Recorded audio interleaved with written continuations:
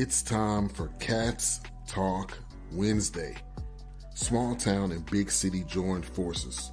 Vinny Hardy of Lynch, Kentucky, and Terry Brown of Louisville, Kentucky, team up to give you free-flowing, laid-back sports talk.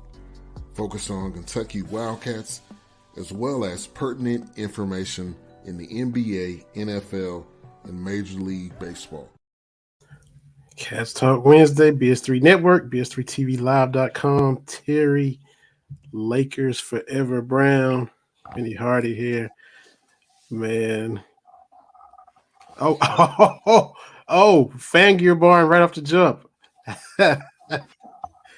It's arrived, man. The Craig Bates Fangear Barn Magic Johnson jersey. All right. Yeah, man. Yeah, rocking and rolling with it, man. That's all right. Well, I ain't a Lakers fan, but the jersey looks good, so I give you that. And I know Craig was talking about it last week and was asking if you got it yet, so I knew you were on the lookout, and it arrived safely, as we can all see. Yeah, it came in on Friday, and it's good. It's Good stuff, man. Hey, we are loaded tonight, but we gotta, before we get to all of the NBA playoff talks with our guy Jared McHenry, Jared the Bossman, got two guys from my neck of the woods because Trent Noah got out of his NLI with South Carolina and committed to Kentucky, and then Keith Farmer from BB in the Night is going to be our last guest. But you were up in Chi-Town, you and your lovely wife. I think y'all caught a Cubs game. You were sending me soul food pics and just, y'all just had a big old weekend up there, right? Yeah, we did. We had a good old time. I want to get the name of the restaurant correct. It's Virtue, and it is all that in a bag of chips, as the kids say, but as the old people like us say, it was very, very good. I had the short ribs and greens. Wife had catfish and mac and cheese, and we had fried green tomatoes, and it was very, very good. It was one of these places you got to get on the waiting list. You got to get a reservation 2 months out. Right. And so we did that on Saturday. Sunday was the Cubs game. And we did that. And then on Sunday after the game, we went to, we went to another place, and I'm drawing a blank. What was the name of that place? Lou Malnati's, and got some pizza. Oh yeah, heard about that. Yeah. So we, when you get older, you're not trying to do everything that the town has to offer. So we kind of took our time. We drove up to DeKalb, Illinois, home of Northern Illinois University, Michael DeBurner Turner. Yeah, wow, yeah. And former San Francisco 49er Jimmy Ward. Jimmy Ward blocked the field goal against Green Bay in the divisional game a couple years ago that the 49ers won in Green Bay. He blocked it, and Hufango ran in for a touchdown. So nice little college town. So just a nice, leisurely little trip. Like I said, not trying to check all these boxes, but just do a little something. So we had a good time, good food, and getting to hang out. And the Cubs won, right? The Cubs won when we were there, yes. So we did Go Cubs Go, and had a great time with that at Wrigley Stadium. Yeah, exactly. That's endear yourself to the locals. There you go. Well, definitely good stuff, man. Good stuff. And we'll get back to that too. But we get our guests in the BS3 Network green room recouping because his off season started a little earlier this year than it has in the past because there was no playoffs for the team he covers. Talking about our guy, man, JR the Bossman, host of the Bossman Show, extraordinary interviews, especially March Madness, extraordinary show, just a talented dude and a friend of ours, man. JR, man, what's happening? Vinny, I wanted early vacation, Vinny. Come on, you know I wanted early vacation to get away from a certain troll I don't want to be around. You know that. What's up, y'all?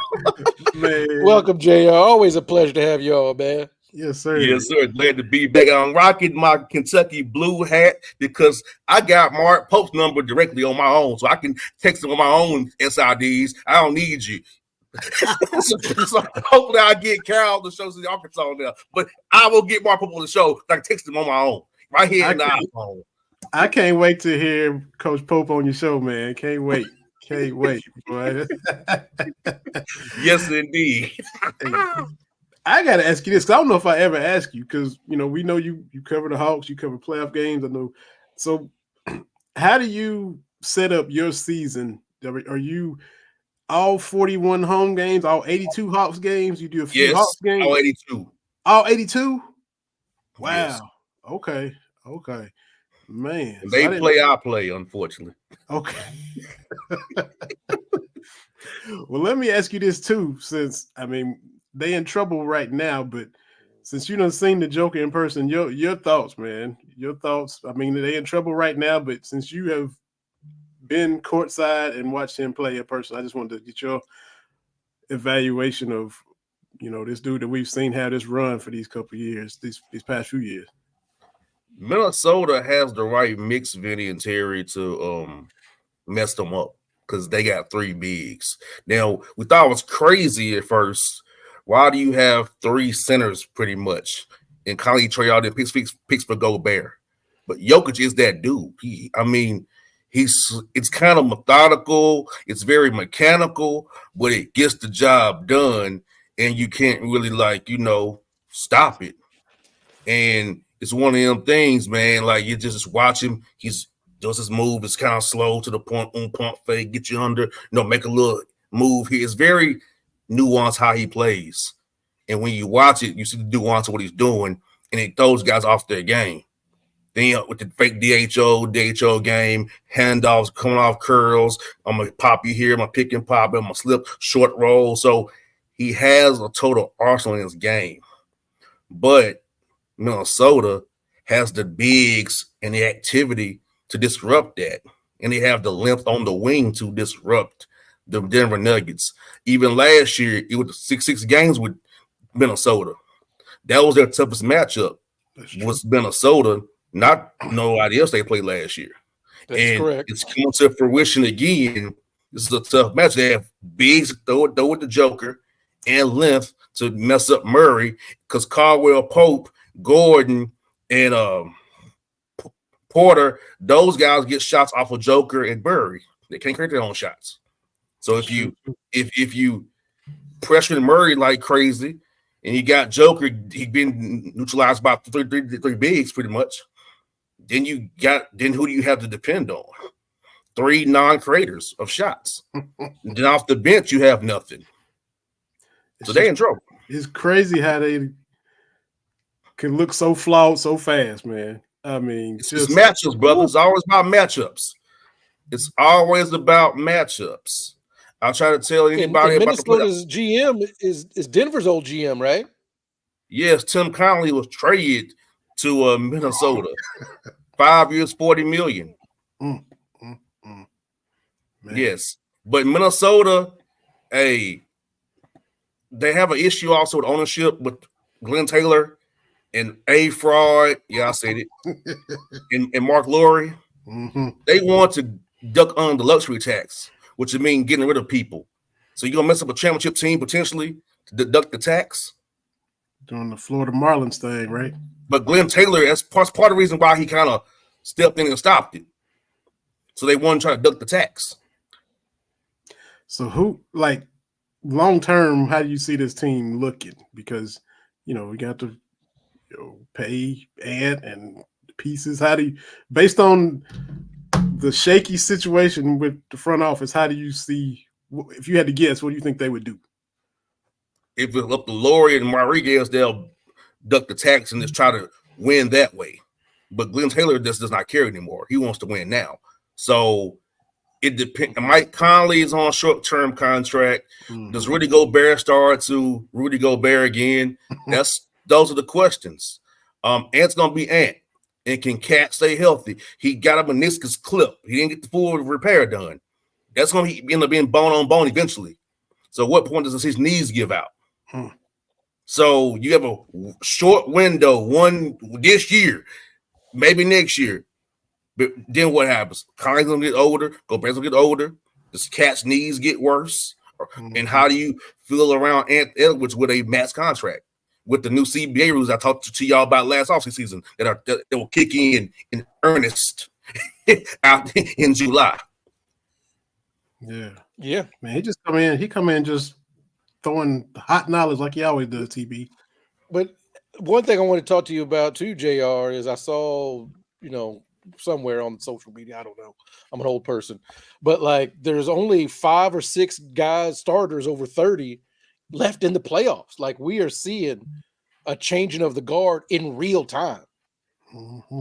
Yes, and yes, we are, and it's good to see because the league needs somebody post LeBron, Steph, and all those guys. You need somebody like Anthony Edwards, who's not an idiot like somebody from your hometown, TB, that I won't mention.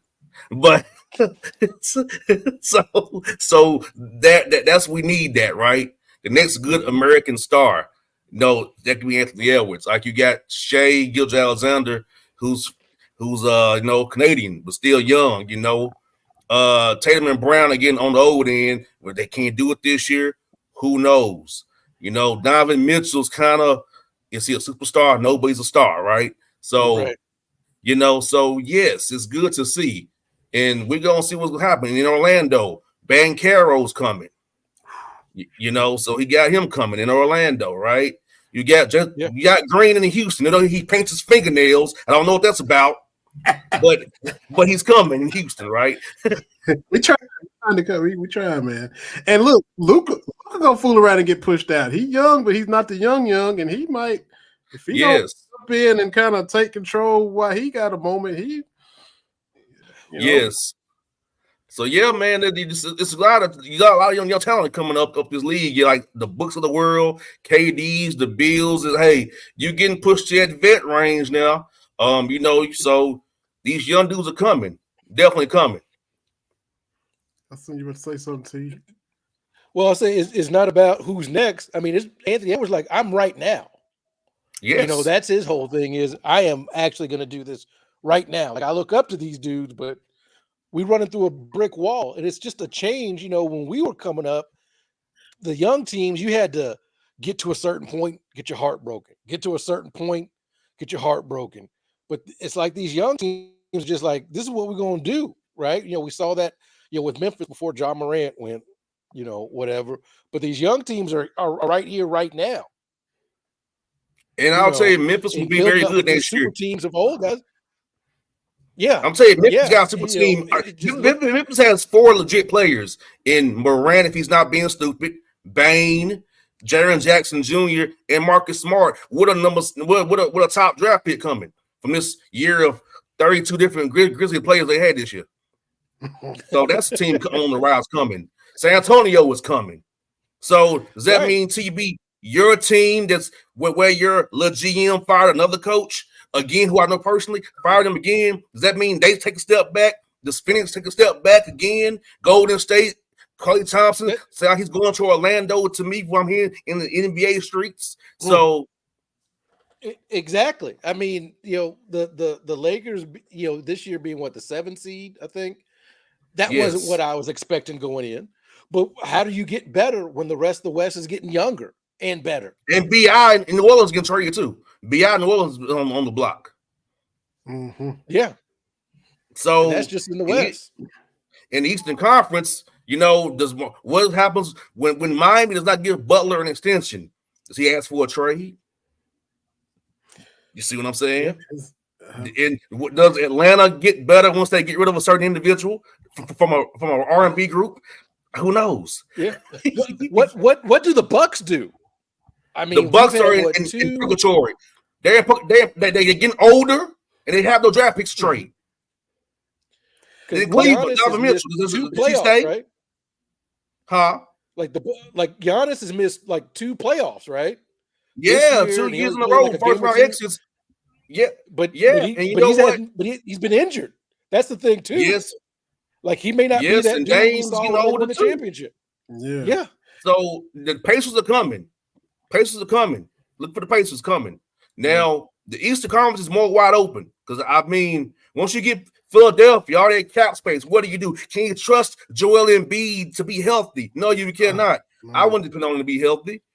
Boston still be there because they'll be capped out with the second eighth with the new CBA rules, but you have to pay Tatum and Brown the max and then build around that. So the West is just stacked. The East is slipping into maybe being again the Eastern Conference, but have no fear. With expansion, the Timberwolves will be coming to here. So when expansion comes with Seattle and Vegas, Minnesota's going to the Eastern Conference. Now I got to get back to Milwaukee, just because I mean they're right on the river, so you can just just right there. So I guess but I got to get on Milwaukee real quick because just your thoughts on the whole. I mean, Bud had to go, then Griffin 30-13, and they move him out and bring Doc in. That whole situation, and then it was struggle bus for pretty much the rest of the season. And then they found, I mean, your thoughts on all of that. Doc walking into that, supposedly just going to be fixing it. Doc was in their mind the missing piece. Your thoughts? It was a flawed roster from the beginning. You depend on 3 guys and 30 to stay healthy. That was if you have them, all 3 of them guys together, yes, you have a contending team. I agree with that. Adrian Griffin made some mistakes. I'll put it like that. He did make some mistakes. And he read people the wrong way. Then Giannis made the call.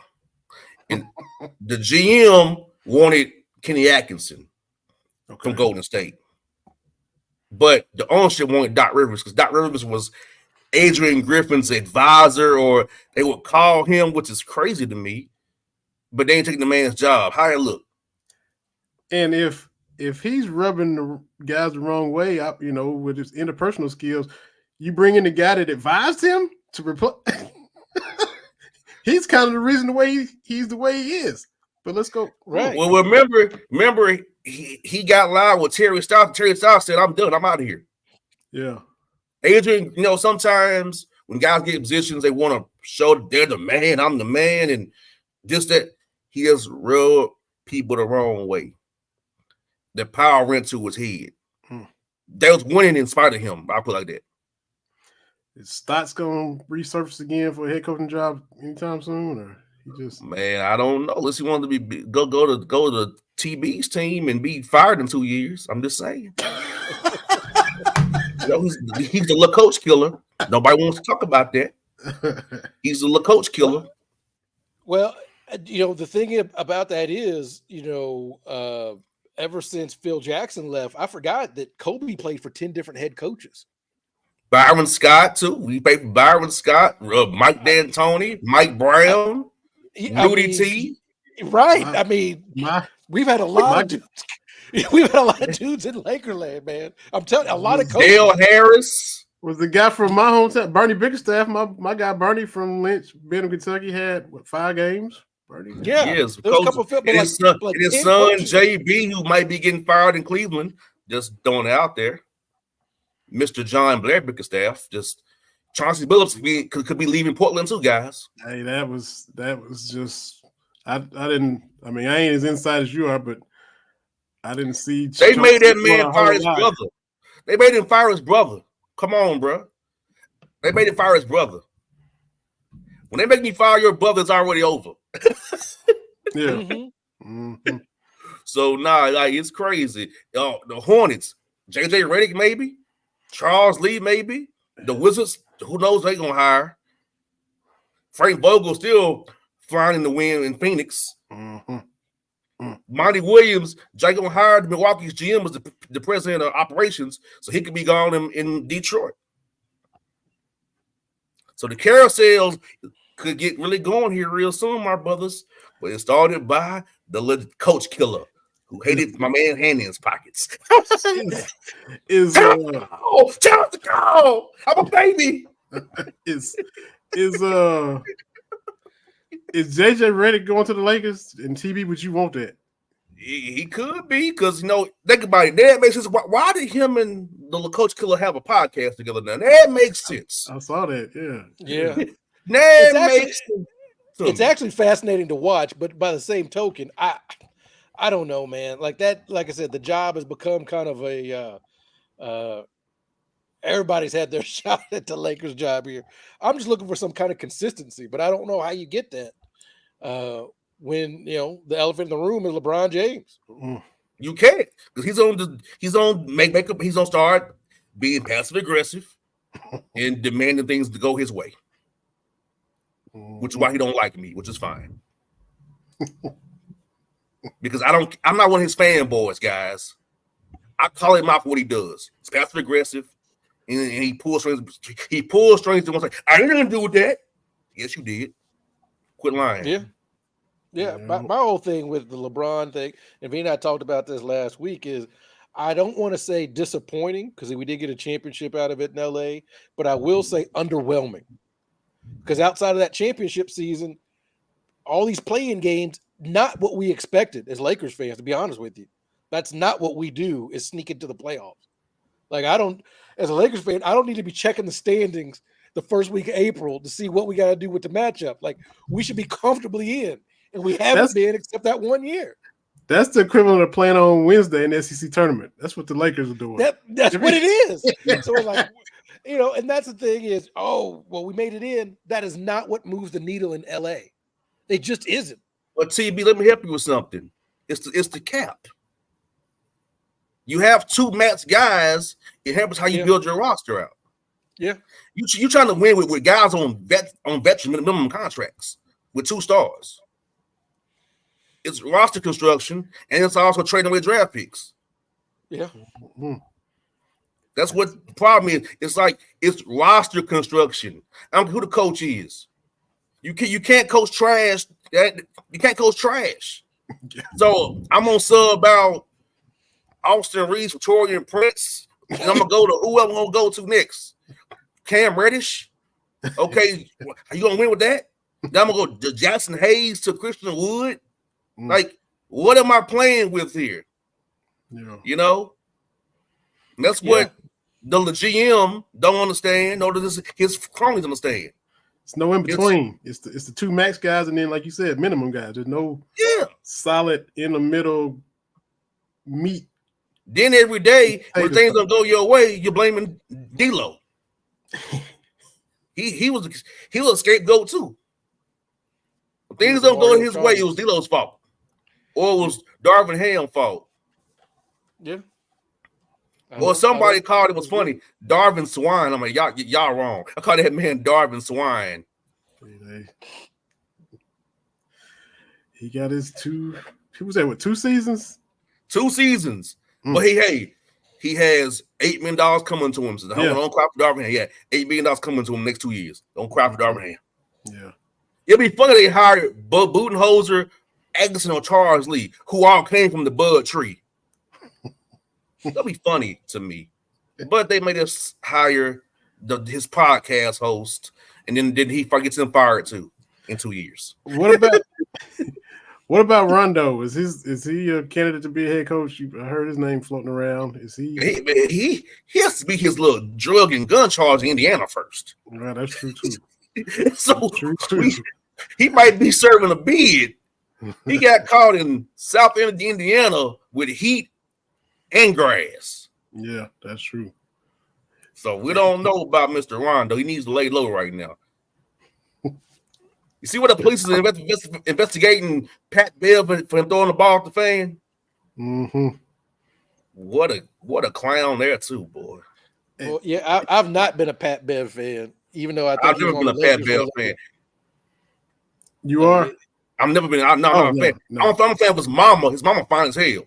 Miss Bev is fine. I'm not a fan of him though. Look, he one of those guys. Look, we old enough to remember him in Arkansas, and to say he would last in the league that long, I didn't see that. So do I respect how he's kind of hung around and made a career? And when he's with the Rockets, he's one of those you like it when he's on your team, making everybody mad and poking and trying to do what he does. you like that. And then when he's on somebody else's team, you can't stand him. So, when he was going at Westbrook, and all that stuff when it was Rockets Thunder, you like that. Okay, that's our guy. Being a Rockets fan, but but he knows he's been around long enough to know better about the whole. Did you subscribe to my podcast to do that lady like that in the post game locker room? You the one just lost the series. You've been here before. That ain't got nothing to do with her. And so, and the whole, back and forth with the ball, he been around long enough to know better on both of those situations. To his credit, I didn't even know he had a podcast. What does he have a podcast about? How to One of his agitate? about nothing. One of his about nothing. Oh, He thinks he's some great basketball mind. No, you're not, sir. You just, gritty, did what you had to do. That's the only way he can stay in the league is to do what he's done, play tough defense. Yeah, I give it to him though. Yeah, he's reached that whatever that mark you got to get that retirement. But I'm gonna tell you something. He's a locker room headache though. I can see that. Yeah. Even his teammates hate him. Yeah, because he can only be that way. He can't shut that off. He can't be no other way than what he is. And 82 games. He's just not somebody that you want to be around for 7 months a year. Yeah, 82 games of that. Yeah, I believe that for sure. Because he's like that dude when you play pickup, you're like, all right, man. Like, all right, bring it down. I'm like, be quiet, quit talking, just chill. Exactly. I don't want to hear what your thoughts on nothing. Just do whatever you do. Defend people. Be quiet. That's right. So, man, what island you going to for the rest of your vacation? What you about to do? Because I've already been to Dominica already. Okay. See, I'm going to Guadalupe, Trinidad and Tobago, and the Cayman Islands. I'm gonna go to Jamaica as well. Before I have to report back to work September 30th, and hopefully an R&B star is gone. Free agency is around the corner. Hopefully he is traded to TB's team. Hopefully. Well away from me. He can be your problem, TB, not mine no more. Well, man, between now and then, we got to get you back on here for sure. Yes, sir. Definitely enjoyed you, man. Anytime, my brothers, anytime. I'm glad to be back here on the BS3 Network on Cats Talk Wednesdays. I got the blue for you, see? Yeah, we appreciate it. Let us know, Bossman show when you're having Mark Pope on, and we'll definitely put that out. Recruiting dies down, I'm going to text him. So recruiting dies down, I'm going to text him. Say, Coach, what's good? It's time to get on the show again. There you go. Sounds good, man. JR, man, we appreciate you. Appreciate you taking time to hop on with us. Appreciate all the knowledge, all the NBA knowledge you bring every time. Enjoy that vacation because, it'll be back to that grind soon. So, man, we ain't mad at you for all that island hopping you're doing. Hey, I love it, brothers. Hey, I know y'all married men, but, man, some fine was on the islands, brothers. I see y'all guys. Take your word for it, man. JR the Bossman show, interviewing all the coaches, especially March Madness, man. He has every coach on in the tournament. Like he said, he already got Mark Pope's number, so Coach Pope is going to be on there whenever, he send that text for sure. So good stuff, man. I know you got to pop off. I know you wasn't feeling well. You gamed on through that, so appreciate you. I'm gonna get some hot tea. I'll be back. Oh, okay. Yeah. Right. We just all that traveling, man. And plus it was chilly in Chicago and everything. So yeah, but I'm gonna step out, but I will be back because I know we got some more guests coming. So we got to rock and roll. We gotta keep it moving, man. Yeah. I'll bring our guest on. We got why you do that? A couple guys from my neck of the woods from Harlan County, fellow Harlan Countyans. They were kind enough to have me on their podcast, the Cats Chat Podcast. And I've been planning on having them on anyway. It was a little short notice with everything going down. I meant to just give them a little normal, hey, would you like to come on next week kind of thing? But it didn't work out that way because we had breaking news from our neck of the woods in the form of Trent Noah committing to Kentucky. So we'll just get right to it and talk about that. We got Michael and Mark Lawson. Mark's the older brother. So let me go Michael and Mark and Michael. So that way I don't want to get in trouble with either one of them. Co-host of the Cats Chat Pod. Fellas, appreciate y'all hopping on here with short notice. Appreciate you having us, man. Appreciate you having us on. Glad to be on here. And I'm really glad you talked about that because when I seen Lawson Brothers, I was like, when he thinks Lawson Brothers, I wonder who he thinks of first, me or him. So my name was mentioned first. I'm happy. That's all that really matters. We're ready to go. Now that's the little brother popping off right there. That's like tell us you're the little brother without telling us you're little brother right there. That's true. Exactly. I've dealt with this my whole life, Vinny. Both of y'all are doing all kind of stuff though, man. It's like, so, Mark, you're doing play-by-play for the Black Bears. Michael, follow you on Twitter. You've got several other podcasts you're a part of. So, of course, we're going to talk about Trent, but y'all talk about all the other stuff y'all are doing too, and then we'll get to the meat and potatoes and talk about Trent Noah committing to Kentucky. So talk about all that other stuff. I'll let little brother go first. Go ahead. Okay. Go ahead since you're first. You like being first. All right. Since, beauty before age. Here we go. Of course, you can find me on any kind of social media. It's MD Lawson 00. That's on Instagram, TikTok, Facebook, whatever you basically go to. It's on there. But I also do a podcast. It's MNC Hoops, and it's everything NBA basketball from every team basically that there is. We just kind of get on there and talk about it. So I was really enjoying being in the green room, listening to you guys talk about Beverly and everything there. I was like, oh, man, I might have to reach out to him, get him on my show as well. He knows he come. I mean, cut you off. He's been coming on with us for a long time. He covers the Hawks, all 82 games, home and away, and he's always dropping some kind of knowledge with us. Gotcha. He's some players he doesn't like. He's talking about that LeBron passive aggressive stuff, and he's not a fan of Trae Young. He's had some. And there's a lot of people that aren't even on in that. So yeah, he's always like giving us along. Yeah, hey man, he's a good dude. JR is good people, man. So I didn't mean to cut you off, but yeah, keep talking about that, man. You good? Just basically that. We've been doing the MNC Hoops for probably over a year now. And of course, it's a little bit harder getting that out there when you cover all NBA teams, kind of like what we do with Cats Chat. We're focused on Kentucky and here in Eastern Kentucky, and of course, the whole state. Like we bleed blue, so it's a lot more fun to be able to get guests like you, Vinny, come on our show. And we've had Tony Delk, one of my favorites. I got an autograph hat back here by Cameron Mills, who was on last week. I'm gonna have to get rid of this one of that guy who is a Razorback now, but that's okay. But it's just been a lot of fun hanging out with my brother on a podcast, talking with him, and just reminiscing with some of these guys, watching them as we were younger, growing up, seeing these players and interacting with them now too. For sure, man, absolutely. I have to get on that MNC when you're talking about my Rockets and see what y'all saying. So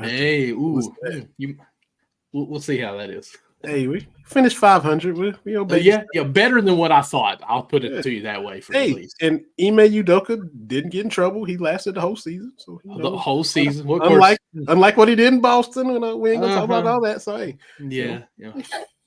Poor guy. Right. So big brother, he can man. Coach. yeah. Just gotta stay focused a little bit. Big brother, man. Mark, tell us about yourself and everything you've been doing as well, man.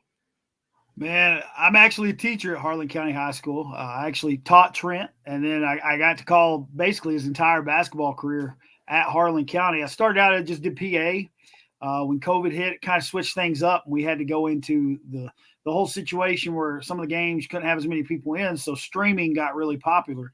So I ended up hooking up with a radio station, started streaming, calling, doing play-by-play. And I've had an absolute blast doing it. Like this season was probably – I looked at my partner, Josh Caldwell, during the state tournament and the championship game, and I said, dude, we peaked. Like, you don't get better than coming to the state tournament and calling a game at Rupp Arena. And it was just I'm blessed. God's blessed me to be able to do it. Like, people are tell me I'm crazy because I do too much. I'm tutoring kids on the side, trying to get them ready for the ACT.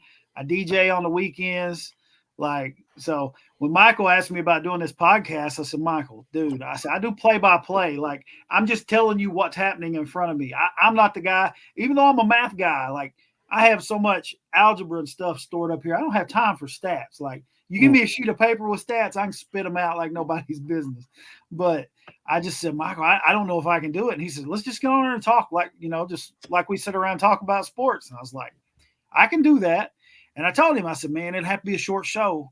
Before I knew it, man, we've been talking for an hour, like just on a podcast. And I was like, it goes by quick when you have stuff to talk about. So I enjoy doing it. It gives me because even though we live like literally maybe 1,000 feet.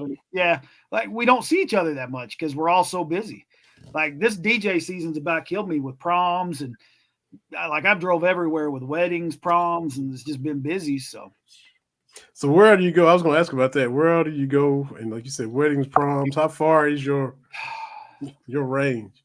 I've DJ'd a wedding all the way in South Carolina before, and then was at Red River Gorge the next day. Oh, that's probably the farthest I've been. I've been up through Georgetown. I've done one or two in Lex. I've been Corbin, Berea. I go down to Tennessee. I've been in Knoxville. I was in Clinton, Tennessee, like 2 weeks ago. Just got booked for another one in Pigeon Forge coming up in July. So, I mean, usually it's locally, but it's kind of wild. Like I don't advertise. I just do it as a hobby. You know what I'm saying? But when you've taught, this is my 21st year in education, man, there's some I feel old because these kids are all getting married and having kids. So keeps me busy enough. So you are old. I know I'm old. So TB, we got Mark and Michael Lawson. They do the Cats Chat pod there in Harlan County. Black Bears fans like myself. Mark does play-by-play for Harlan County. We got Terry Brown up here, fellas. TB, we've been doing this podcast for 11 years. So TB, Mark, Mike, Mark. Is it 11 years? Nice to meet you. Has it been 11 years? It feels like it. Is it 10? I don't 10. No, it's 11 or 12. But welcome, fellas. Okay. I'm sorry, I'm a little under the weather. I've been doing some traveling this weekend, but thank you all so much for joining us. Vinny always has a good thing of bringing in people from Harlan County. I think just about everybody from Harlan that's done anything, Vinny manages to have on, which is always great. I love that area of the state. Lots of great people. Had the chance to visit. It's been a couple years, right, Vinny? Couple years? Yeah, it'd be 3 years next month. Yeah. Mm-hmm. So always glad to have folks from Harlan County on. The mountain people, some of my favorite people in Kentucky. I'm from Louisville, so don't hold that against me. And as you can see, I am we not got the a blue. Louisville You're good. person. I am not a Louisville person. I was at one Gotcha. point, but I saw the light like Saul on the road to Damascus. And, I changed my life around. So Awesome. That sounds good. Good stuff. So they had me on Cats Chat Pod a few weeks ago, and I was gonna have them on, like we normally do. Like, a week or two in advance, I'll send them a message. Hey, we supposed to come on, what worked best. But with all the booms we've been seeing from Kentucky basketball, this boom hits a little close to home, and so they're even closer to home than I am. They're still in Harlan County. I said, hey, I know it's short notice. Messaged them yesterday when Trent got his release granted from South Carolina. I said, hey, y'all want to come on and talk about Trent getting released from South Carolina? And then here we get the news today. So appreciate y'all, because y'all are going to do y'all's podcast after you get off here. Y'all are recording tonight as well. So for y'all to take the time to hop on here, we know what this like, and then get y'all stuff together for y'all show. Appreciate y'all taking the time to hop on that. First of all, we don't get anything together. We literally just hit record or play or go live, and we just talk. But we do go live at 8:30. We actually have Doug Flynn, a former Reds player, on with us tonight. Of course, he's with the two-time World Series champions from Lexington, and then play with the I about said Big Green Machine, but that's a movie, the Go Big Green, from when I was a little kid. But the Big Red Machine, there we go. Mm-hmm. Yeah. So fellas, I just want to ask. We'll lead up to the Noah announcement, but being Kentucky guys, this has been a pretty interesting month as it goes, right? From Cal to Arkansas, that's weird, to Mark Pope, that's crazy, to 20,000 and Rupp, crazy, to the Booms, and now to Noah. This has been a pretty, we're used to adventurous off seasons, but this one was a little different. What are your thoughts on that? Man, it's been it's been a roller coaster. Let's just be honest. Because, I'm getting prepped. National championship game coming on. That news broke about Cal. And I'm like, no. Arkansas? Like, I could have seen if maybe it was an NBA or something like, and I'm not taking anything against Arkansas, but I mean, to me, it was a lateral move. It wasn't really like moving up. So I was just like, then it broke. And I was like, all right, guess it's happening. But I mean, he caught a lot of flack. I feel like the fan base was really split for a long time.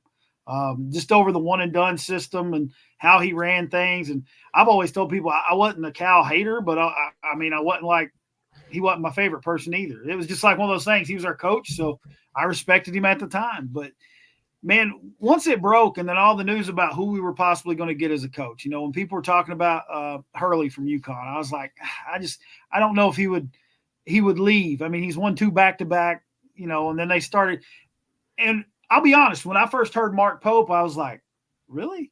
But then I was like, the more I thought about it, I said, wait a minute. This kid played for UK. He knows he bleeds blue. Like this. I got happy. I got excited because I said, he's going to go to work.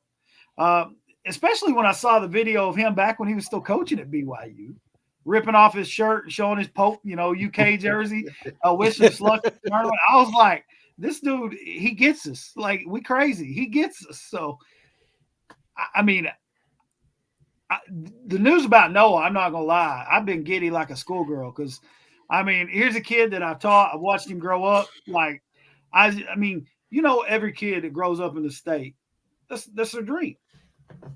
And it's just like everything's fell into place. Like the Lord has like laid out a plan for him, and it's just like perfect.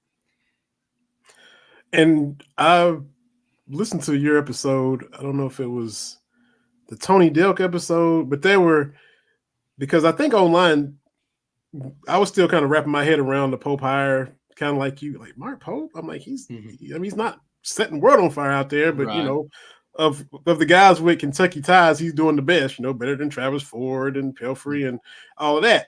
And so I'm wrapping my head around the hire, and I saw Jeff Drummond tweet out, it'd be cool if Mark Pope offered Trent Noah. I hadn't even got to that point. And I was like, that would be, great. And then I saw you guys talking about how, I hope it happens, but everybody just needs to kind of just relax because there's a lot of steps and there's a lot of behind the scenes stuff that's got to, and because y'all were kind of like telling everybody just relax, pump the brakes.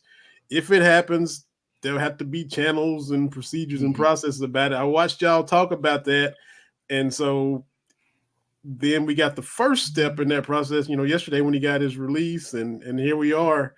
So you guys were kind of telling people just ease up 3 or 4 weeks ago. Yeah, because if you think about it, as media people behind the camera, fans everywhere, we don't really look at these people or players as people. We just see them like they're supposed to be the best that they could be at all time. They should never turn the ball over. They should never miss a shot. And we scream at that TV. I was talking to, I think, Cameron Mills. For us, where we're seasoned, we yell at the TV. That's far as it goes as we were kids. Nowadays, you yell at the TV, you go to social medias, you put it all out there, everyone reads it, and it keeps going like wildfire.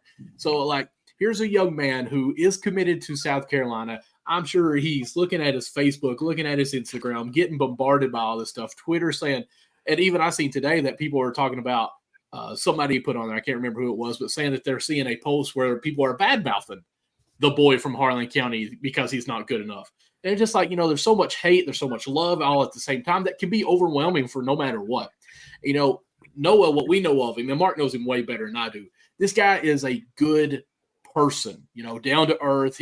One Harlan County game, my son got a picture with him. Like, there was a big line after the game that he stayed there to take pictures with everyone that he could, just to sign autographs for everyone. And we're sitting here talking to him, and it's like, man, it's got to be overwhelming for this guy. He's committed to South Carolina. We actually talked, me and Mark, we didn't know if he would even consider leaving because that's how loyal of a guy he is. I made the commitment to South Carolina. He's probably staying.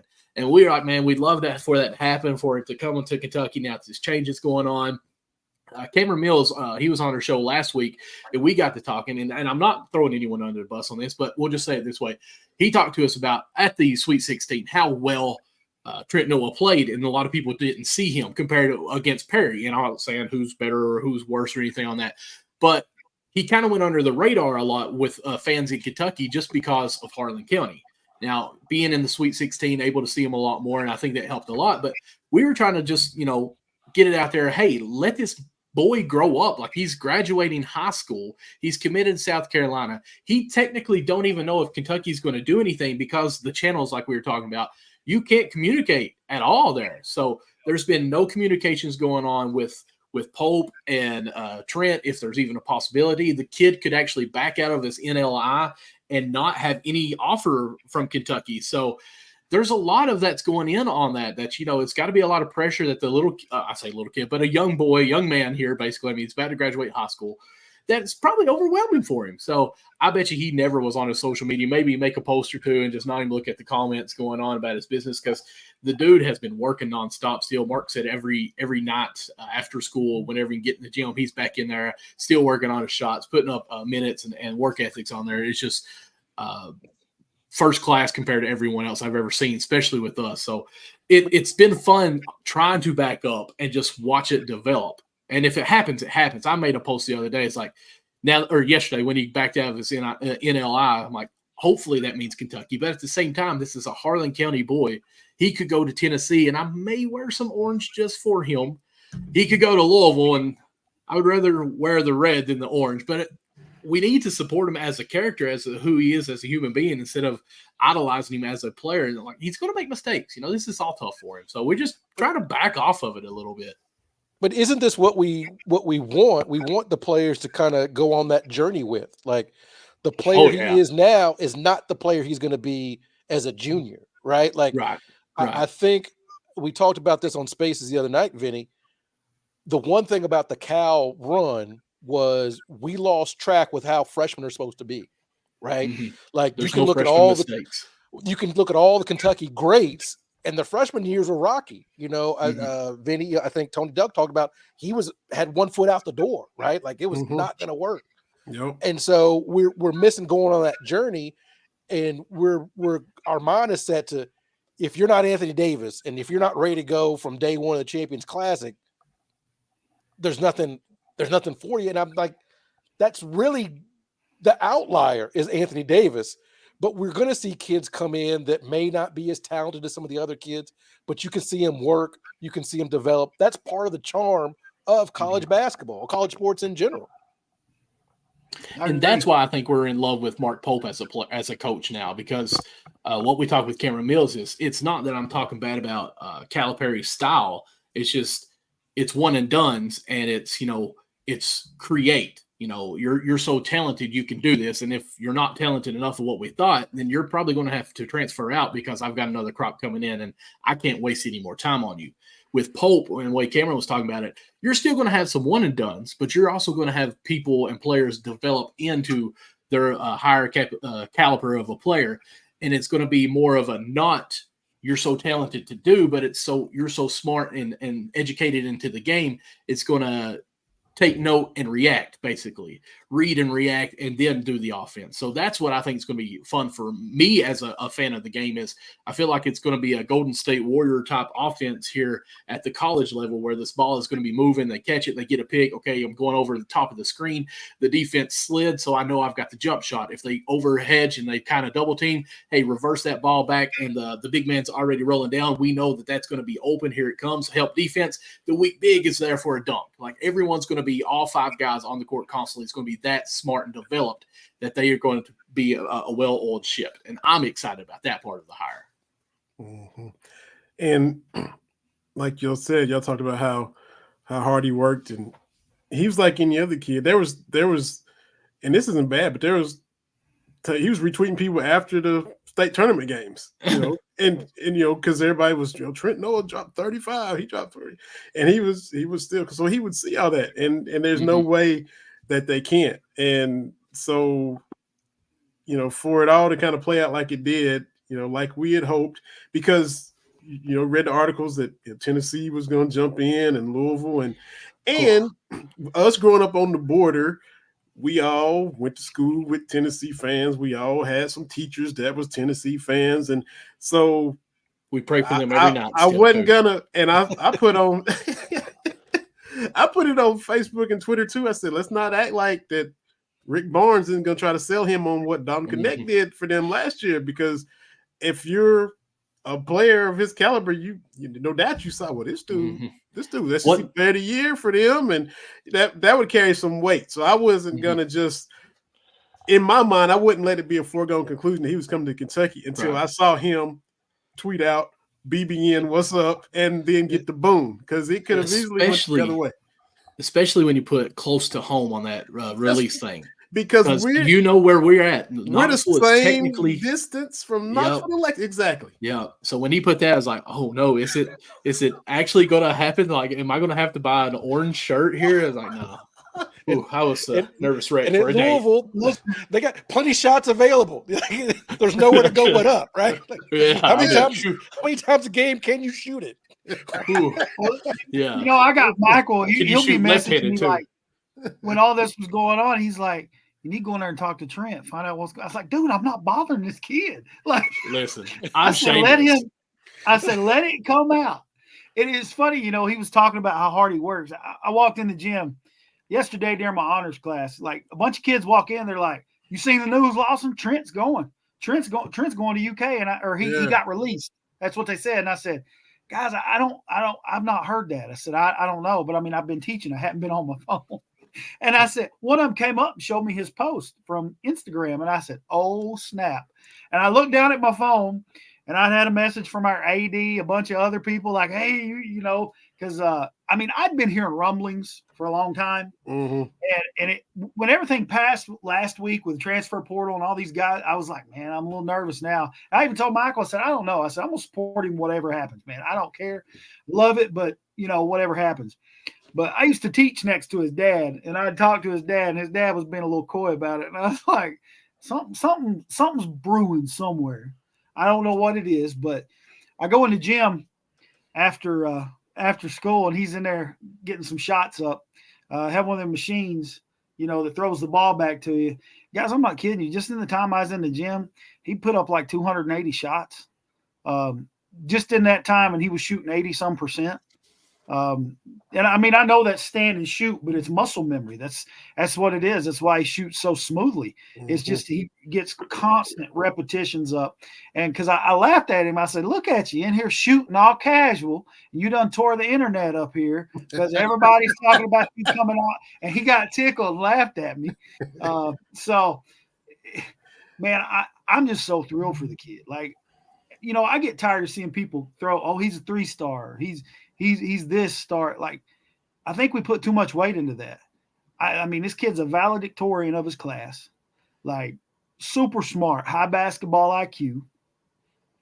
I can tell you some 3-stars that turned out pretty good. Oh, Admiral Schofield and Luke May. Those guys played very well at their respective schools. Yeah, that's true. It's the work ethic of a kid, man. You get a kid like him that's going to come in and they're going to put in the work. I'm telling you, the sky's the limit for this kid. Just his shooting ability, his ability to attack the rim. And I think he showed that at the state tournament, what he's capable of doing. Yeah. Now, let's be honest. You get in the NCAA, yeah, you're going to have bigger competition. But I've seen him play in AAU games against big competition. You know, he just got back from Italy not long ago, went up there with Team Ohio. He told me he was very glad to be back in the States, so he wasn't a fan of the European basketball. So. So, yeah, it's just like Christian says, what a story. A new coach that played at Kentucky and won a championship. Come in his first year and bring the top 2 players in the state that faced off against each other in this year's state championship. That is Kentucky basketball. And that's how everybody's feeling.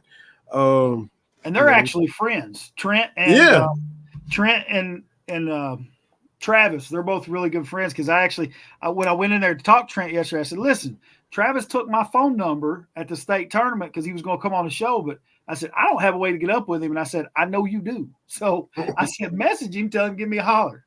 Exactly. And I tweeted that earlier because, you know, Bart Pope played with 2 guys that battled in the state tournament. Anthony Epps beat Cameron Mills, you know, at Lebanon County beat Dunbar, you know, in the state tournament. And, you know, Anthony Epps never lets Cameron forget about that. And now we've got, I'm sure Travis is going to remind Trent about, since they're going to be at Kentucky together, you got guys that, again, two guys that went at it in the state championship. So, hey, look at her sis getting in the comments here. Right after my sis. So look at that. Yeah. Both our sisters back to back. All right. So appreciate everybody in the comments. Tara, hopefully that car is working good for you now. Oh yeah, I think she appreciate Tara and Bethany and all the comments for sure. So just had to get you guys on here to talk about it. It worked out how we had hoped, and I know y'all got to talk about. Y'all got a show coming right up at 8:30.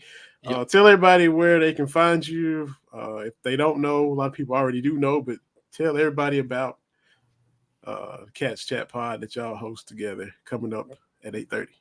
All right, go ahead, Mark. You want to do it, or you want me? You know more about it than I do. Listen, I feel bad since we're hopping off here. I feel like we have to do it the way we end the show anyway. So I got to.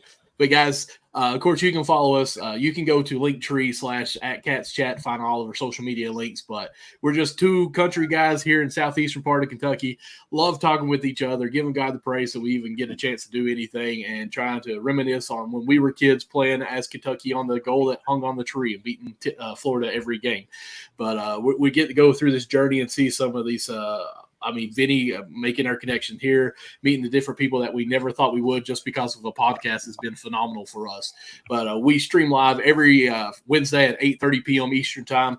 Like I said, we'll be going on here in an hour. We've got Doug Flynn coming on, a former Reds player with 2 World Series championship. We do appreciate you all coming on. And the way we always end the show is, guys, there's 3 most important things in life: love God, love others, and love Kentucky sports. And I always say God bless. Like, I will tell everybody, I did have to change my Twitter. My Twitter got hacked, or X, whatever it is. I changed it to @DJ Mark Lawson. I don't know what happened to the other one. It won't let me in. They said I couldn't get back in. It's somewhere anime character up there on my screen now. Yeah. Bitcoin's going crazy. It was me and my son at a UK game, and now I don't even know what it is. But it's now @DJ Mark Lawson. You can find me on Facebook @Mark Lawson. The large guy, just always having fun. So, hey, fellas, we appreciate it. Appreciate y'all having me on Cats Chat Pod. Like I said, I'm gonna get y'all on again, under more normal circumstances where it's not so spur of the moment.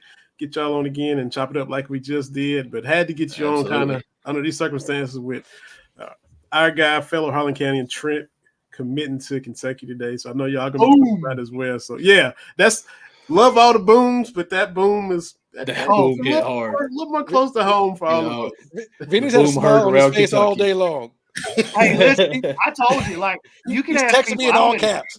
I've been whistling. I've been like, it's just, I don't know. It's just when you know a kid has worked that hard and you know how good of a person they are, man. This is what we all dreamed about as a kid. Like, literally, like, we always acted like we were Kentucky basketball playing whenever we shoot ball, and this kid now gets to do it. That's awesome. Well, to be fair, like I said, I grew up a Cardinal fan, but I turned my life around. You're born again to Kentucky. Let people know it's never too late to turn your life around. There we go. Absolutely. There we go. Inspiration TV. I try my best. There we go. Fellas, man, Michael, Mark, appreciate y'all. Have a good show tonight, and we'll get y'all again for sure. All right. Definitely. God bless you, fellas. Thanks, guys. Take it easy now. I'll take care. Our next guest is in the Green Room TV, friend of the podcast, been on here with us before. Look, we've had Sierra Newton, Maggie Davis, Jesse Riffey on, and in the event that any of them maybe try to act up or cut up or get out of line a little bit, when this man walks in the building, I'm sure they straighten right up and get right on task. Because we got the head honcho of BBN tonight. We got the top dog. We got the main man. We got Keith Farmer on here. So we got to straighten up our own self. Why you got to talk about Keith like he's Debo and Friday? Like I thought we were bringing Maggie Davis on all of a sudden. It's just me. We can't come through. Come on, Vinny. Shh. Keep coming. Oh, that's right. Yeah. Hey, finish that story. I keep him from doing the work.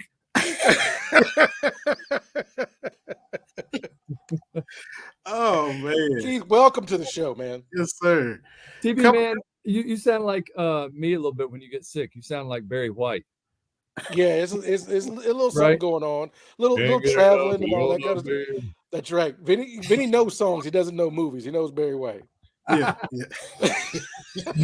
I gotta own it. My movie There game we is go. terrible. My movie game is terrible. Keith, man, coming fresh off your 27th consecutive Kentucky Derby. Did I see that right? No, yeah, right. Kind of means I'm old, but yeah, it's also a blessing. I mean, to have been able to go to that many and to see so many things that have happened through that race. I mean, and I said it on the air the other day, but that's like 27 in a row for me. But you know what? That's just a drop in the bucket. There've been 150 of those races run now there at that same track, at that same site. I mean, that thing's grown massively. But the one thing that's never changed is it's 150 races, 150 winners there at the Kentucky Derby. That's pretty special. Absolutely. Do you pretty much hang out in the same spot, or do you try when all your coverage is done? I want to watch from here this time. I want to watch from there. Or do you go to your same spot? I've watched it here, pretty much in this area. How do you handle where you watch it at? That's a good point. Yeah, it's a good point. So normally on Fridays, we just get there and we do kind of like the news coverage of the Oaks. So I'm pretty much stuck on the backside. It's near the barns and everything. And so we're in the very end of the first turn as they start down the back stretch. So that's where we're sitting. And for the most part, that's where I am the whole time. Now on Saturday, we come in and I pick up the coverage at 11. Me and Maggie run from 11 till 2:30. And then we have to give way to NBC. And so from 2:30 until the race, which was, I think it was a 6:57 post time, we had nothing to do really. So we went over to the front side, got our cart. They carried us over to the front side. And yeah, we did. We went into the media room first. And then we went upstairs to one of the very top floors. And it was cool to look down on the track, although I'm a little bit afraid of heights. It was good to look down on there and be able to see what was going on and see a race or two and all that, and just kind of take in the people on the front side and to go in. I actually got to go in the paddock. That new paddock's like a UFO just came down and sat right there. It's humongous and it's awesome.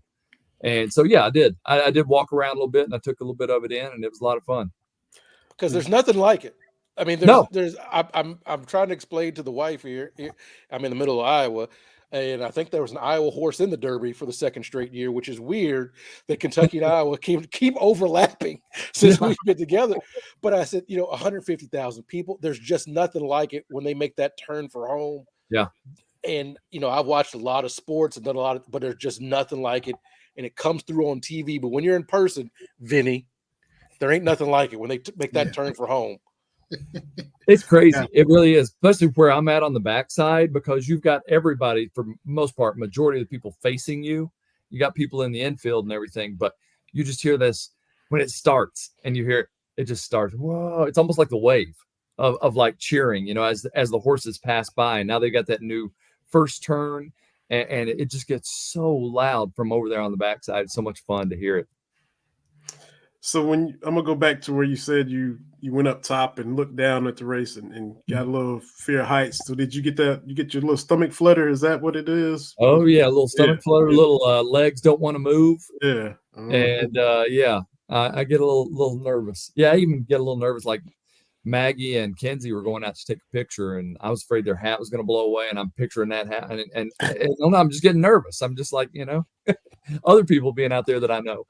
Yeah. But this has been, since you're there in Lexington covering Kentucky, all things Kentucky, this has been a pretty interesting month, to say the least, right? From whispers on that Sunday of Cal to Arkansas to, I mean, this has been the Derby's been a cap on a pretty good 3 or 4 week run here for things in the Commonwealth.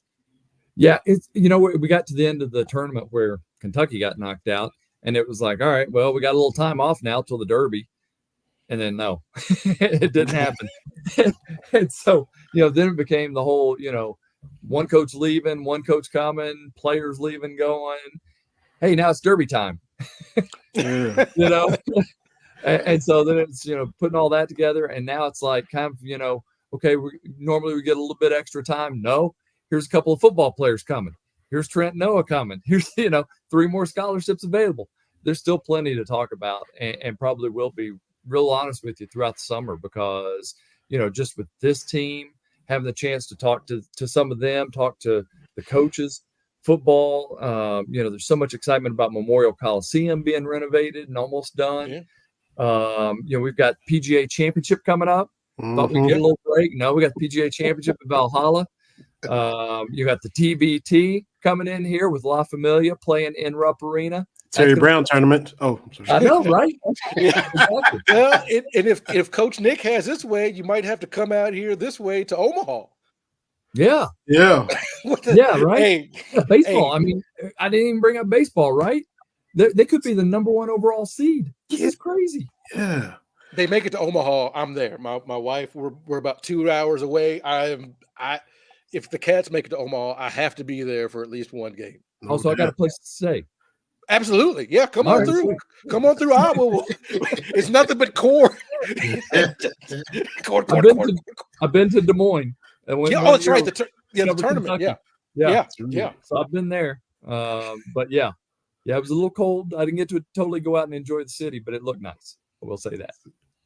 So what, considering what we just talked about for this spring, and, a lot of times you have to factor in, the bulk of our lives, Kentucky making deep runs in March. So we usually have those in the mix too.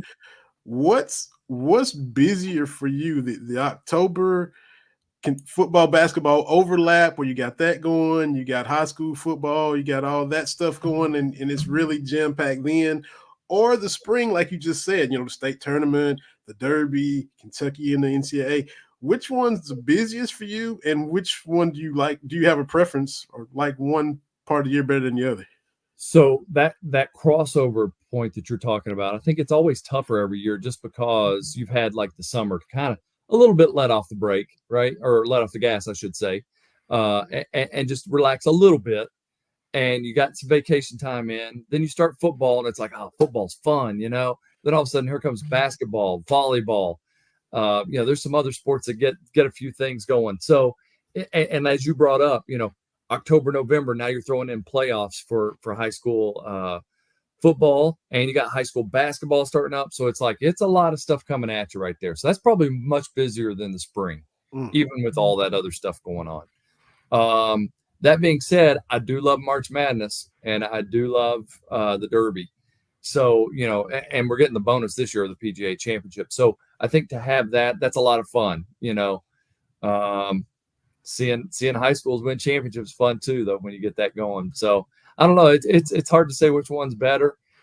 Spring football also takes place there in the spring, as you were talking about, along with March Madness. So I kind of enjoy the spring a little bit more because the other one's just like, whoa, we're here with everything taking place all at once. So October, correct me if I'm wrong, it's kind of like you're at the office doing paperwork and the boss just keeps stacking papers on your desk and just more paperwork and more paperwork. Okay. Yeah, exactly. Because, it's just the fact that, all of a sudden here comes Big Blue Madness, and that's when it really signals, because then the next week's Blue White. And then the next week's probably the first, scrimmage that they're going to play, exhibition game they're going to play against somebody. And after that, it's just like things every night, right? It's just like constant basketball, football, which is good. Don't get me wrong. I mean, because that means you're not hunting and looking for stuff. It's laid out in front of you. Here's what you're covering. So that's kind of cool, but it's definitely busier. How different you think Big Blue Madness will be this year? Oh, I mean, can you imagine? You saw what happened when they just introduced a coach, right?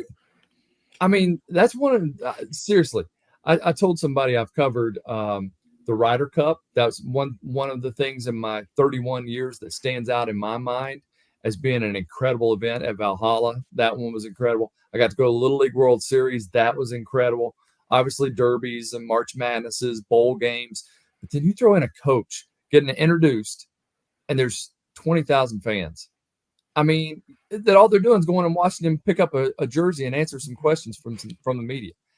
I mean, that was one of the most ridiculous days I've ever seen.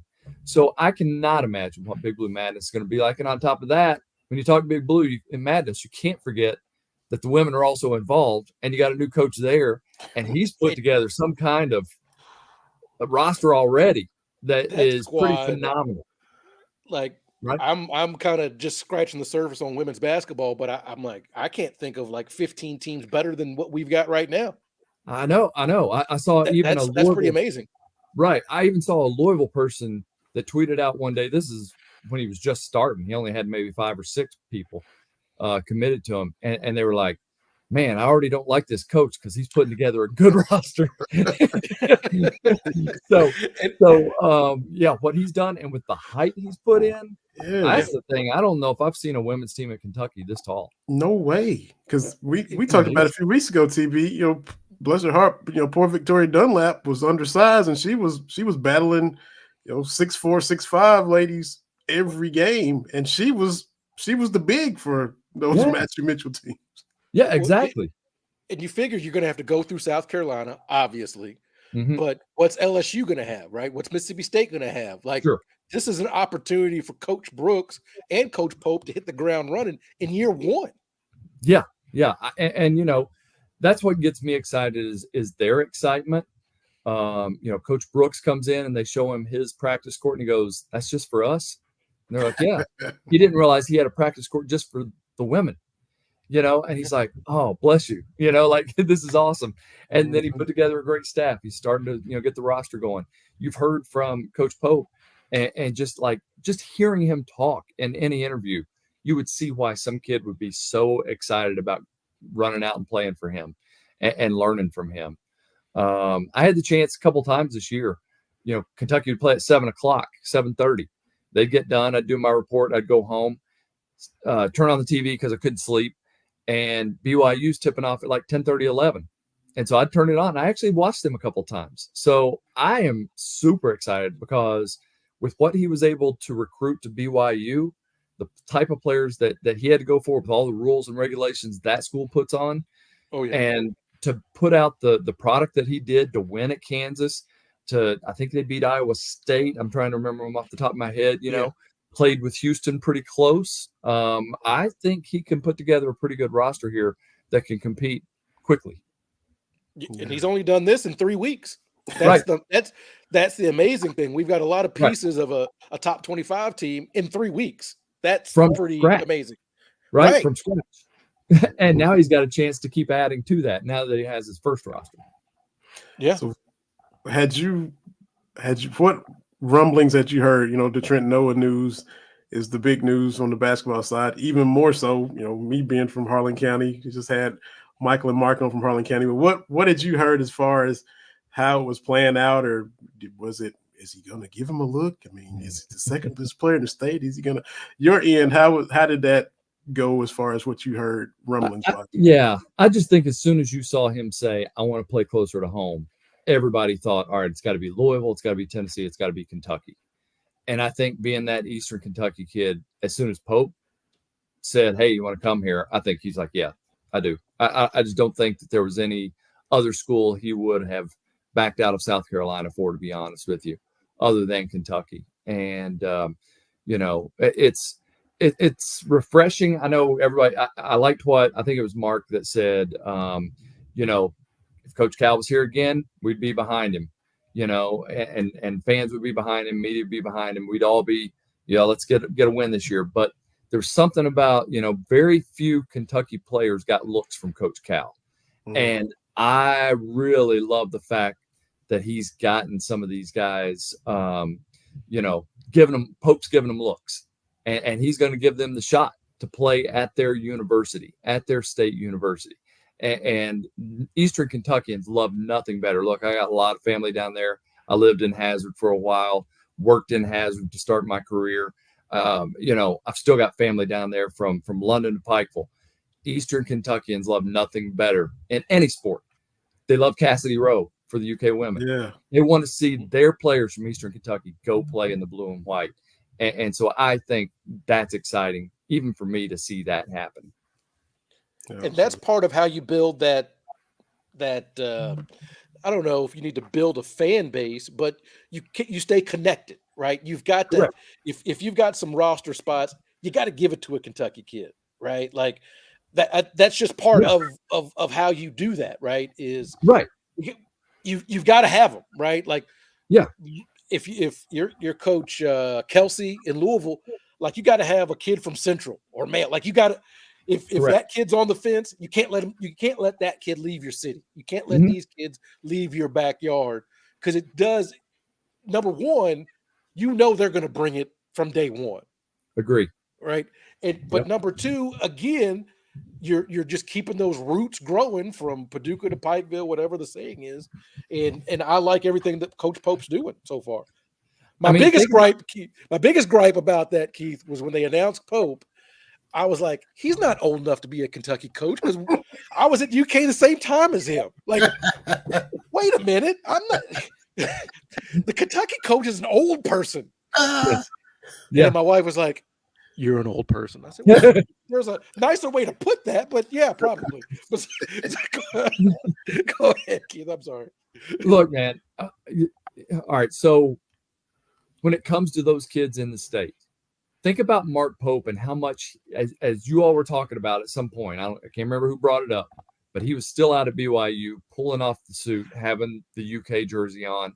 He definitely bleeds blue. He definitely knows he's going to have his old teammates on his back if something doesn't happen. They were doing that already at BYU. They were saying, hey, what happened in this game? Why didn't this go right? When he was at BYU. So they're going to hold him accountable. He's going to hold himself accountable, because he talks about how his blood bleeds blue.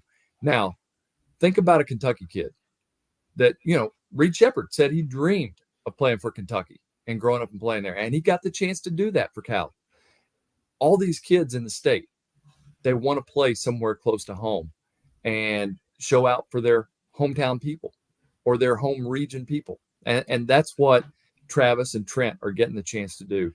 And they're going to bring it from day one. And I hope Pope was honest with them. You got to earn it. You got to come in here and earn it. You can't give it to them just because they're from Kentucky. But I think a player of those two guys' caliber, they got to be given the chance, right? Yeah. And I think we need to be fair, like we talked about earlier, with what freshmen should be and what we kind of got used to with Cal. Not everybody's going to be John Wall. Not every freshman's going to be Anthony Davis. There's going to be some growing pains to grow from freshman to sophomore to junior, and then you start reaping those benefits, like we've seen with a Cameron Mills and Darius Miller. All those guys, Dominique Hawkins, right? Nick Richards, yeah. I mean, right? Like, how much of a jump did he make by coming back, right? And he's still in the league. So, I mean, this was my setup during COVID, by the way, and I just never have taken it down. So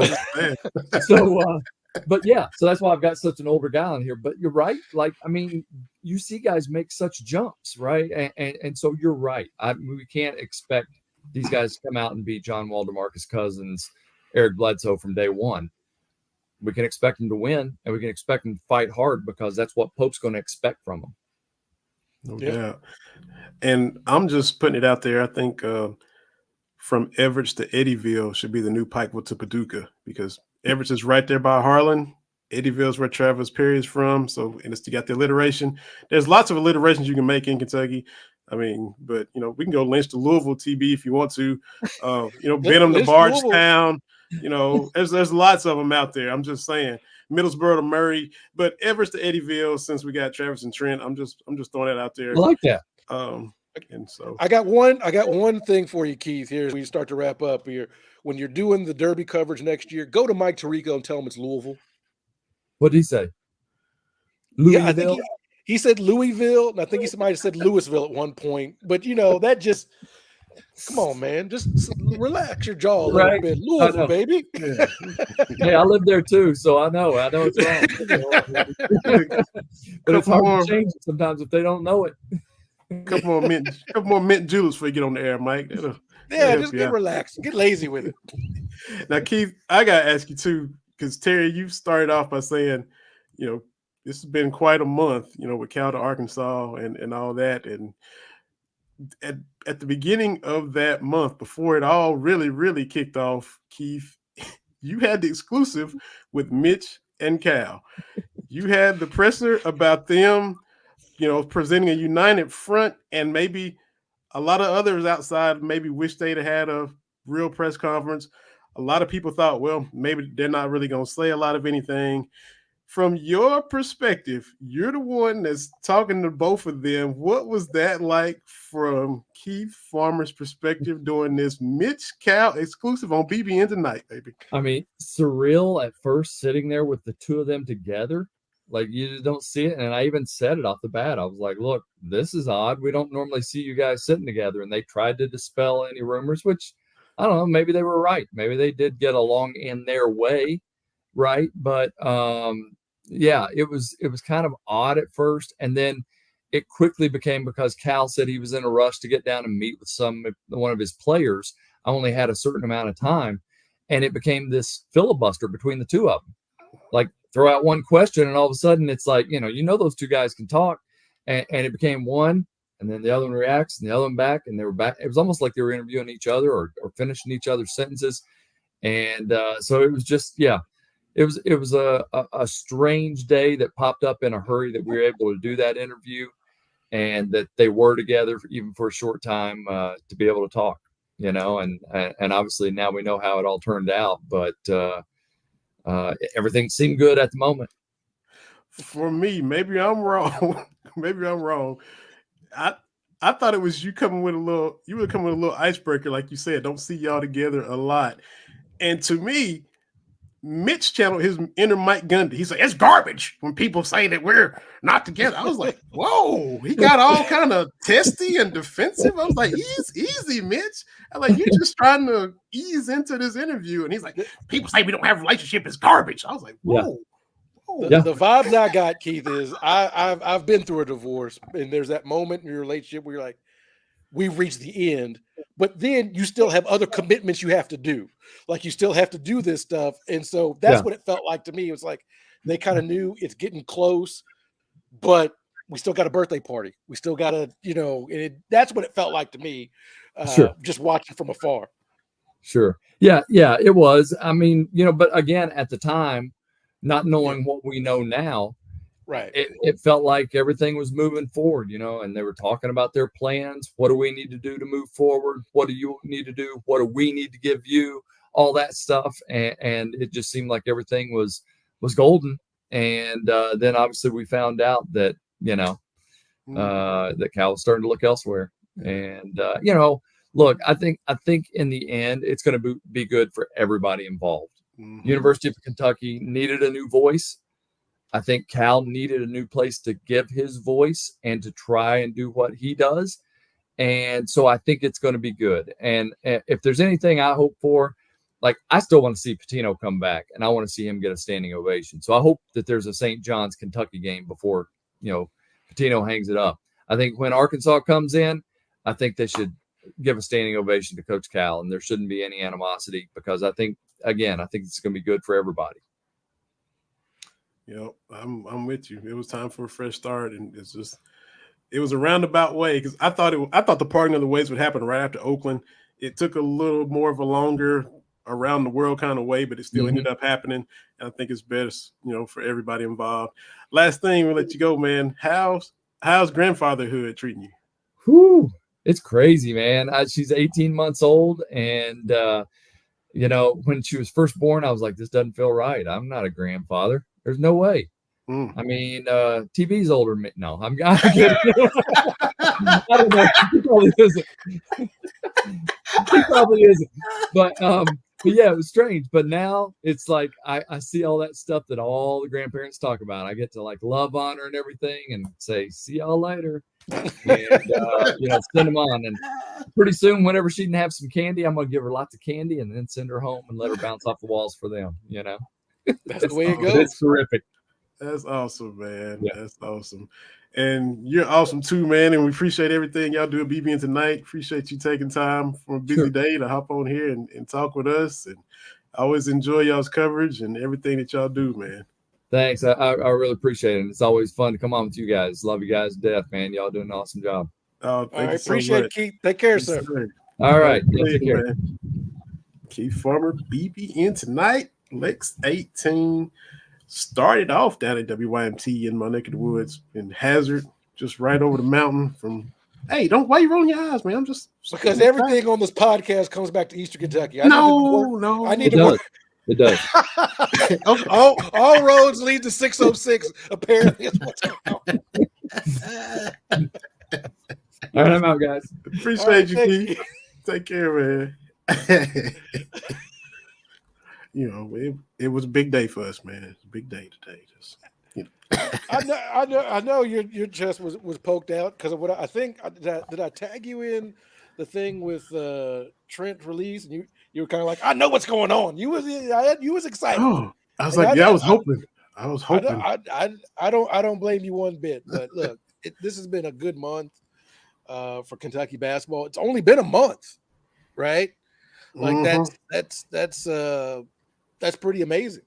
I guess we could talk about the Derby a little bit. Yeah. Fantastic That finish.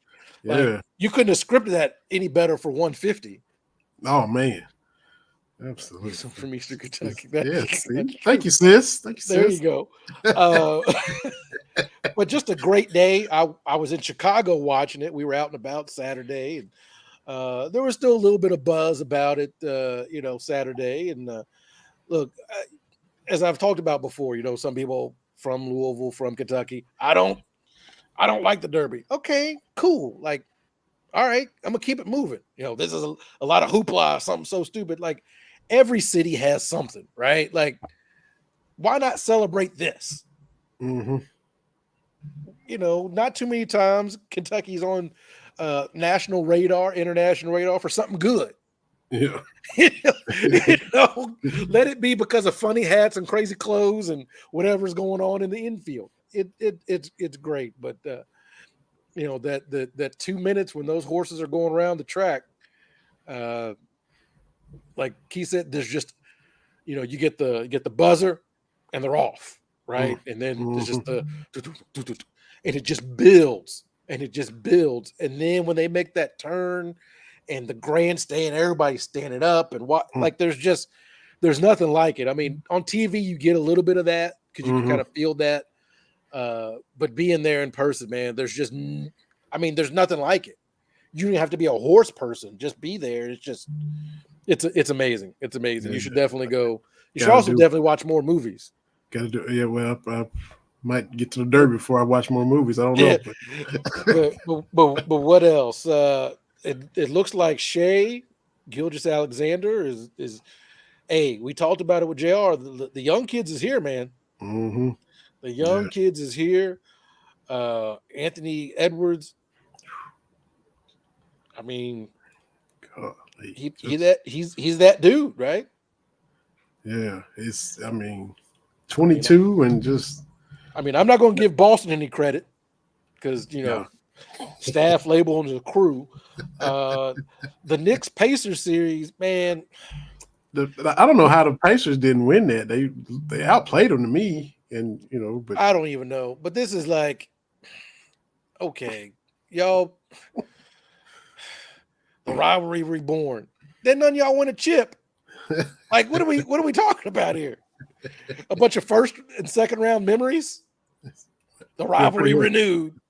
This ain't Lakers and Celtics. Get out of my face, man. Come on now. Yeah, so I don't know. Going back to Chicago, what was y'all took the train in? What was that like? Because I have never traveled by a train. Well, it wasn't like the Amtrak. We drove to a suburb of Chicago. It was I can't even think of it now. But we drove to the suburb, and they've actually got on regular train tracks a train. It's not the L, but it's train service to all the outlying like suburbs. Okay. Now we can catch Amtrak here relatively close and take it into Chicago, but we just drove into Illinois and then caught the train. So it had the feel of more of a bus than a train. And it still didn't have to food all the traffic. It was pretty cool. Somebody come take your tickets. I'm like, oh, this is like the old time train days. Tickets, please. And they got the conductors, and they get on and off, and it is pretty cool. It's a fun way to travel. You get to see all the stuff as you get closer to the city, and things get bigger. I love Chicago. Look, it's too big for me. Mm-hmm. There's a lot going on. You know, like I said, we got right to downtown. I'm like, yeah, this is too big for me. And you know, and from going back to Virtue was a soul food place, right? Yes. And Those folks, they've been in New York Times and maybe Today Show. Like it's a thing. Like, yeah, Kate had to get us reservations like 2 months ago.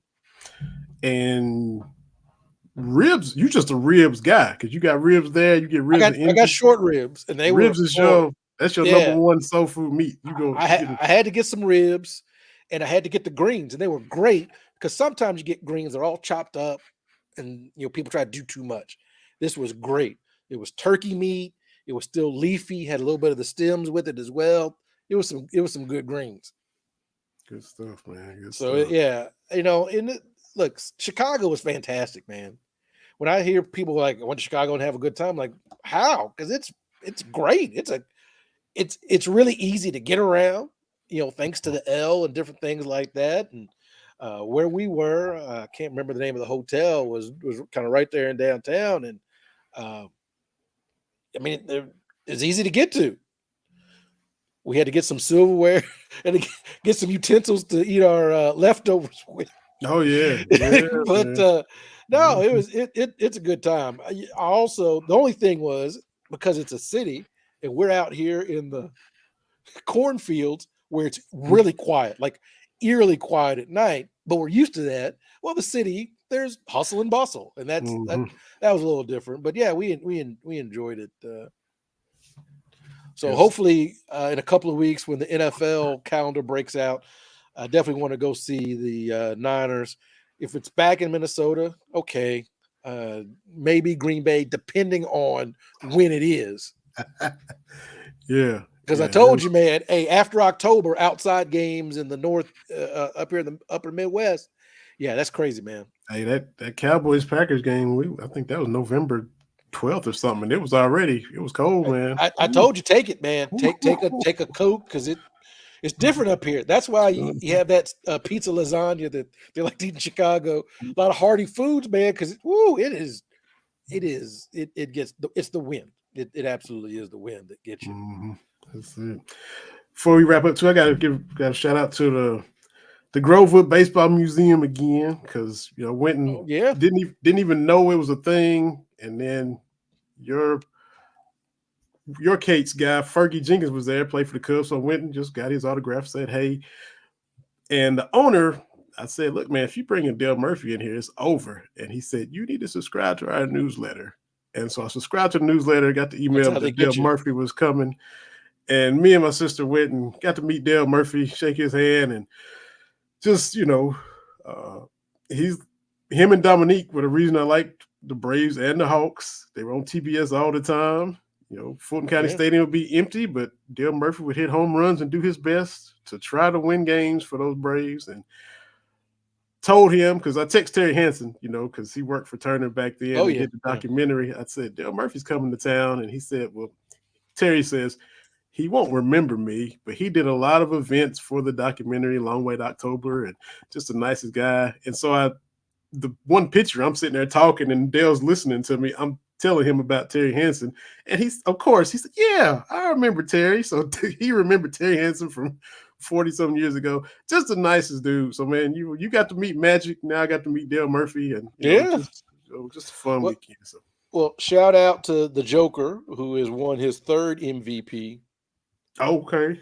And I mean, we got to start talking about that dude in historical terms. Yeah. The list of 3 or more MVPs in NBA history: Kareem 6, Michael 5, Bill Russell 5, Wilt and LeBron 4, and then the people with 3: Bird, Magic, Jokic, Moses Malone. I don't know how people do their top 15s. It's kind of hard to keep Jokic out. Mm-hmm. It's kind of hard. We talked about that when he won the first couple. Like, you need a championship. Well, he's got that, right? Mm-hmm. So that discussion is going to get a little bit or something, right? I mean, Yeah, He ain't 35. He's still, Yeah, he's a 9 years and 3 MVPs. That's pretty good. I was hoping that Shea would get it, but yeah. Joker is what Joker is. So, Mhm. but yeah, that list, the 3 or more, Right. and honestly, we should probably talk about Moses Maloney even more than we do. Mm-hmm. Like, for all the all-time greats, he's the one dude that you're just like, oh yeah, Yeah. him and Elgin Baylor are the two that just kind of get forgotten about. Mm-hmm. Because Yeah. every scoring thing is Wilt did this 50 times.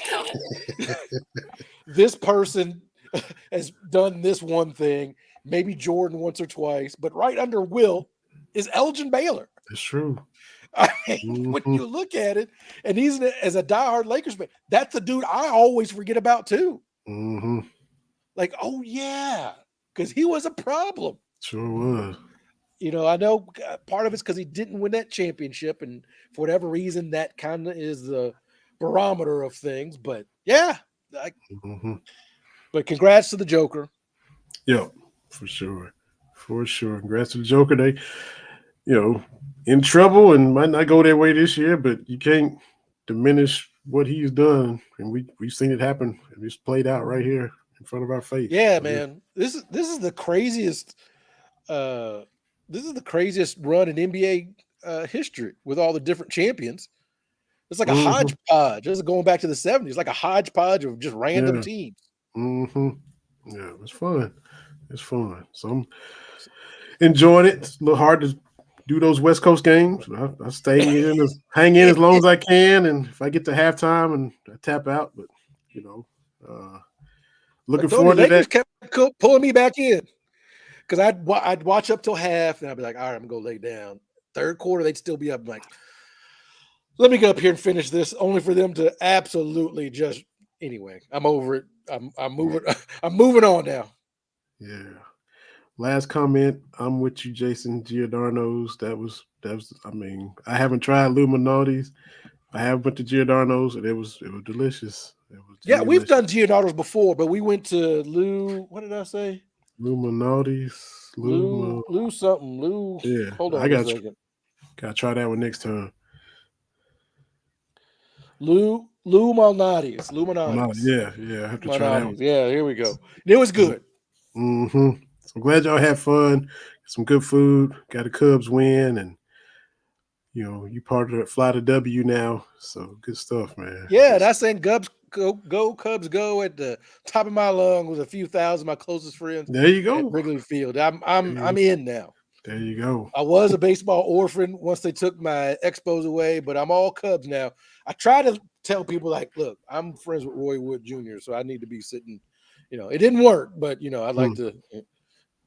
Don't y'all know who Roy is? Yeah, that's right.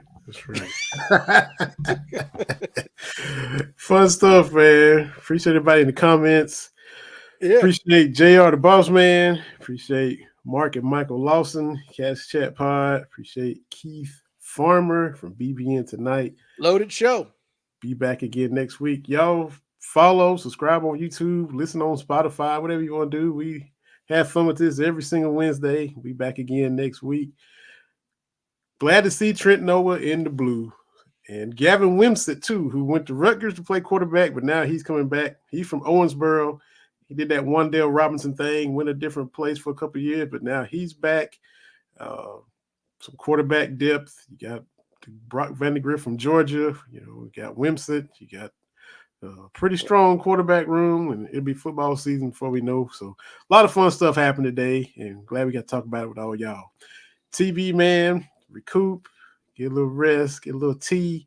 Appreciate you pushing through, and appreciate everybody that took time to listen. Be back. Do it again.